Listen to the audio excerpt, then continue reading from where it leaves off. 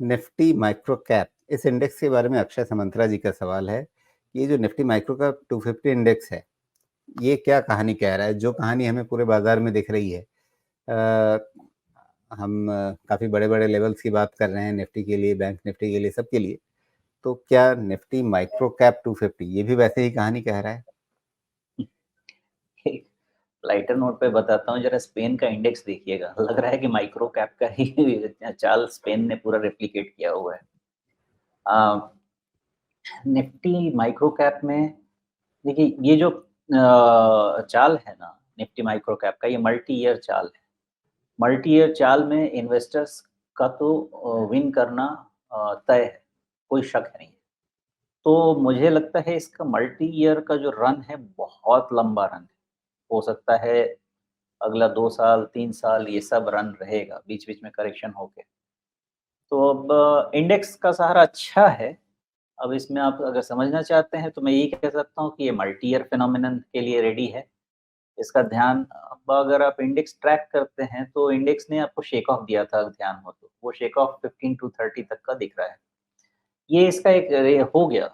अब इसके नीचे लाइफ टाइम में इसको नहीं जाना चाहिए। मुझे ऐसा लगता है। अभी बंद कहाँ हुआ है? 18,000 और ये है 15,000। लगता तो नहीं है कि अब इसके नीचे जाना चाहिए। इंटरमिटेंट करेक्शंस होते रहेंगे। बट बट ये मल्टी ईयर रन के लिए ये इंडेक्स है। छोटे-मोटे रन में इसमें कुछ नहीं होने वाला। जी। अच्छा, अब अक्षय जी ने इसको किस नज़रिए से ट्रैक किया है, ये तो वो बेहतर जानेंगे, लेकिन मैं आपसे पूछता हूँ कि इस इंडेक्स को देख कर के अगर किसी को बाज़ार में फ़ायदा लेना है, अब निफ्टी बैंक निफ्टी तो है नहीं कि आप इसको ट्रेड करने लगेंगे बैठ के। तो इसको देख कर के करना क्या है बाज़ार में? इसको देख कर के जी। इसको देख कर के बाज़ार में यही करना है कि अपने आप को कन्विंस कर लीजिए कि हम एक multi year bull run market में हैं। और सॉफ्टर इंटरेस्ट रेट बायस में जाएँगे। तो मैंने पेकिंग ऑर्डर समझाया सबको। सॉफ्टर इंटरेस्ट रेट बायस और इकोनॉमिक ग्रोथ सिनेरियो ये ऐसी चीज़ें और साथ में मोदी मोदी जी, ये ऐसे सिनेरियो हैं कि आपका पेकिंग ऑर्डर ही उल्टा हो जाएगा। Nano cap, micro cap, small cap, mid cap, तब लार्ज कैप, ऐसा ही होगा। ये देख के लग रहा है कि बहुत क्या हो ये गया कह और रहा है बीच कि में आपको अपने पोर्टफ़ोलियो में स्मॉल कैप को वो 5-10% नहीं, उससे ज़्यादा बड़े वेटेज के साथ रखना होगा? हाँ, लेकिन इतना सिंपल नहीं है राजीव जी। आज मैं इवैल्यूएशन कर रहा था कल और आज मिला के। ये जो शेक ऑफ है आपके पोर्टफोलियो को हिला देगा, तो माइक्रो कैप में और नैनो कैप में और स्मॉल कैप में रीएडजस्टमेंट बड़ी ज़रूरी होती है।